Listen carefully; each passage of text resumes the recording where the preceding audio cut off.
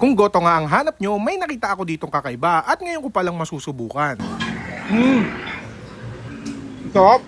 Ang Goto Batangas at dito pa natagpuan sa Barangay Nueva, San Pedro, Laguna. Ay, ano pong pangalan nyo, Nay? Rosana Mendez po. Yes, Nay. Ano pong mga paninda Ito nyo? po yung Paris po, 60 pesos with Apo. rice. Then, Gotong Batangas, Gotong Batangas po. 70 pesos with rice. 70 pesos na po. Tapos ano po yung mga laman niyan?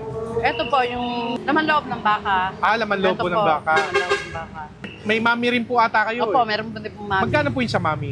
50 pesos po per rice din. May with rice na po yun. Ayun, titikman natin Rice yung din po. nila. Isang mami po at saka isang Goto Batangas po. Gotong Batangas po. Thank you po. Guys, tama-tama yung kakainin natin ngayon. At saka papakilala ko sa inyo pagtapos ko kumain o bago ko kumain, ang lagi kong iniinom, ang kapeng gawa sa bigas. Ito ang Grain Smart Rice Coffee. Grabe to guys. So, low calorie and decaffeinated na siya. Ang maganda pa dito, stevia na siya, yung sugar niya. Non-dairy creamer na rin. Tapos ditong barley para ma-enhance yung digestion natin. Tsaka nakakabawas siya ng mga taba-taba. Ayan. Kapeng gawa sa bigas. Dito lang yan sa Grain Smart. Gotong Batangas. First time ko makakain ito. Meron siyang baga, atay. Basta mga laman loob to guys. So, tuwalya. Yan, ang dami. Para may puso din eh. Oh. Tapos bituka. Woo! Sarap.